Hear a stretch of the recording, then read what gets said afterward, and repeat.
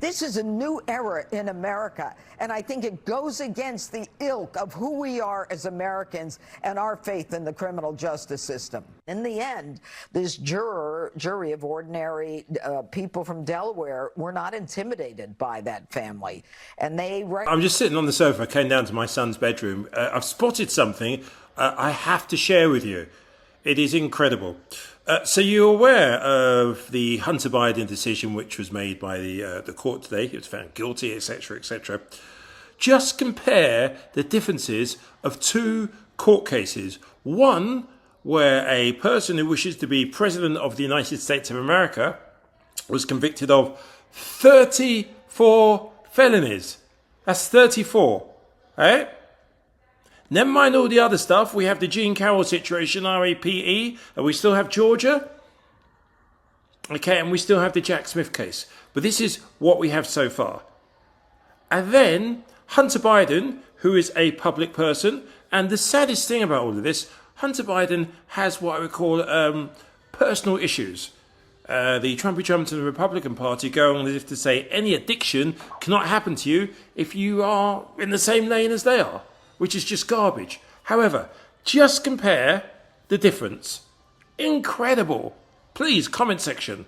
Moment, of course, creates the split screen of conservatives who just 12 days ago were slamming the rule of law, slamming the judge, the jury, and the verdict in Donald Trump's Manhattan trial. Some even claimed the conviction was the end of the Republicans as we know it.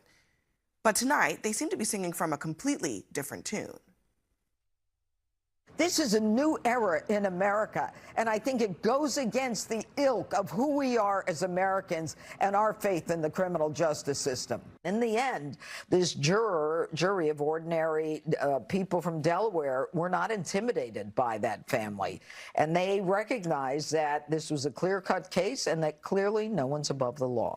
This is a very political exercise, and you have to say that it accomplished what it set out to accomplish. But I would say this about Judge Noreika. I think she ran a very fair courtroom. She ran a very fair trial. I guess we all need, to shop at Banana Republic from now on? Because that's what it feels like. Yeah, a Banana Republic. For years, the Bidens have been able to escape any legal accountability for their sleazy, corrupt conduct.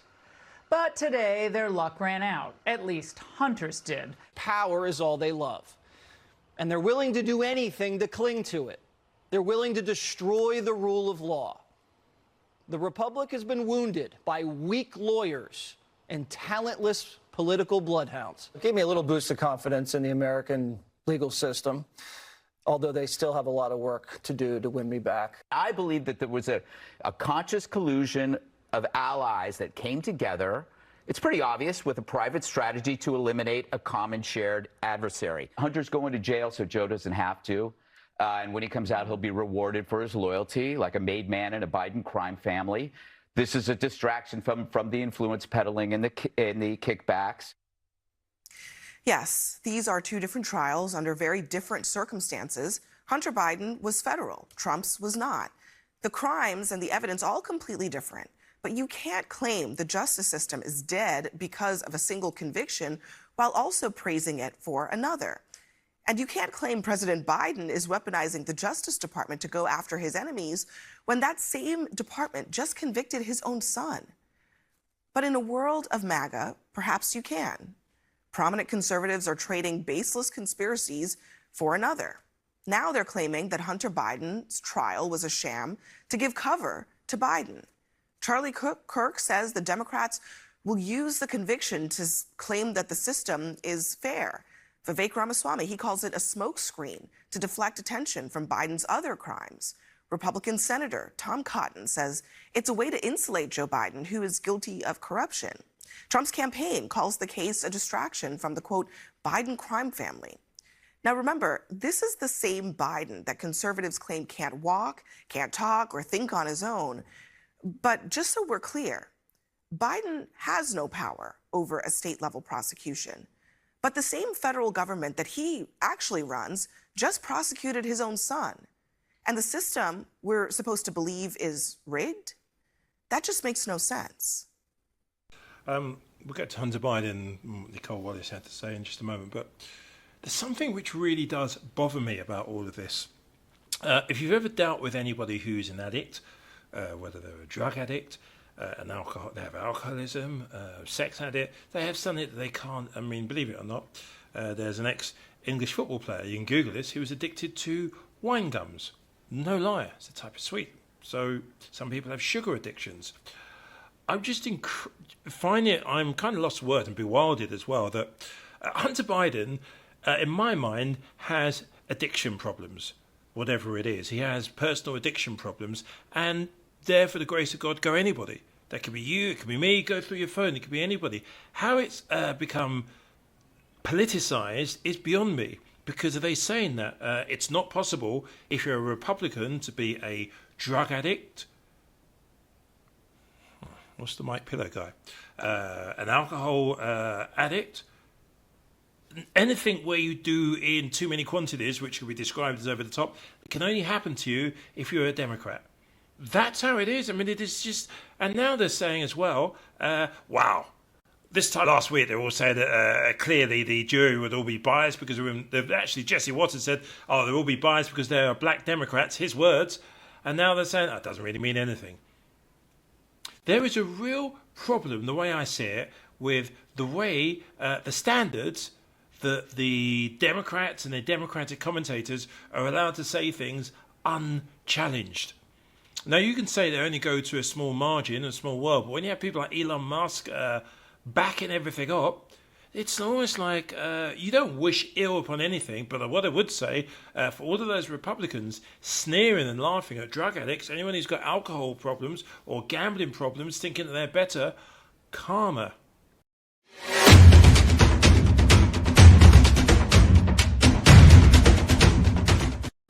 It's pretty shocking. I do not know how the MAGAs are going to be dealing with this. Paul Ryan, Google Paul Ryan, I'm sure you know his history. He used to be Speaker. Well, he went on Fox, Cavoto, and is basically, wow, how do I put to the MAGAs without getting a tissue out? Dumped Don Shitsy Pantsy Felioni, whatever his surname is these days. The only thing is, Paul Ryan's probably this type of person that will end up voting for the Republican nominee. He didn't actually endorse Biden, but hey, it's a start. What's your thoughts? Comment section now. Right now, I know a lot of these folks who also shared your same concerns about Donald Trump have sort of said, all right, we're rallying around Donald Trump. You had said, though, that would not be the case with you. You had said that he's a populist and an authoritarian narcissist, that character is too important to me, and it's a job that requires the kind of character he just doesn't have. That's pretty strong. Yeah, that's the way I feel. I agree with that. After a school shooting in Iowa that killed a student and a teacher, my predecessor was asked about it. You remember what he said? He said, have to get over it. Hell no, we don't have to get over it. We got to stop it. We got to stop it and stop it now.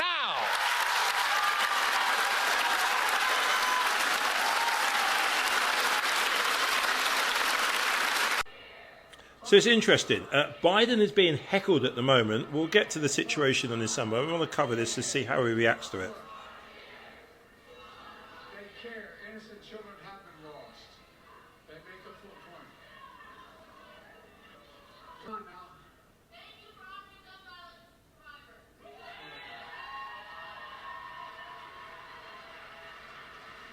Folks, every town and all the leaders and advocates here today, I want to thank you for the dedication to this vital issue you've shown.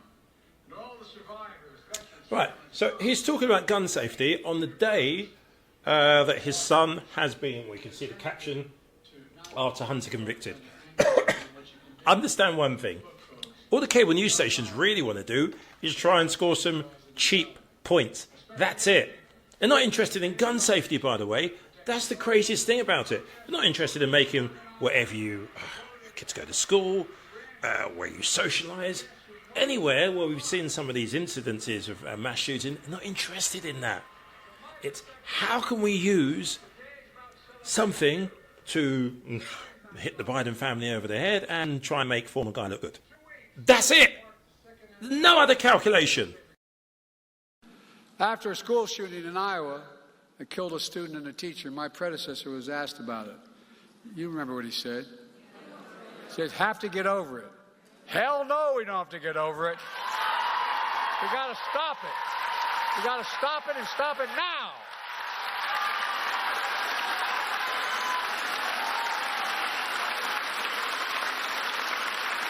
More children are killed in America by guns than cancer and car accidents combined. My predecessor told the NRA convention recently, he's proud that, quote, I did nothing on guns when I was president. And by doing nothing, he made the situation considerably worse. That's why every town, why this summit, why all of you here today are so damn important. We need you. We need you to overcome the unrelenting opposition of the gun lobby, gun manufacturers, so many politicians when they oppose common sense gun legislation. And I looked at him, I said, yeah, I don't want to take your gun. You're allowed to have a gun, but I want to take away your ability to use an assault weapon. And it, well, no, this is how the conversation went. He said, what do you mean I need that done? I said, guess what? If you need 12 to 100 bullets in a gun, in a magazine, you're the lousiest shot I've ever heard. I'm serious. And to his credit, he looked at me and said, you have a good point. But think about it. They're weapons of war. Yes, it's hard, but you're making such a difference. The main reason I'm here is to say, and I mean this from the bottom of my heart.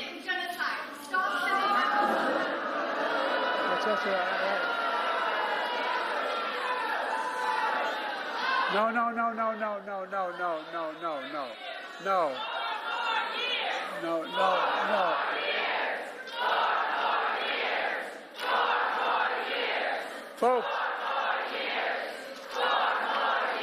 Folks, it's okay.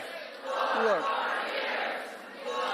they care. Innocent children have been lost. They make a full point. Come on now. Thank you for honoring gun violence survivors.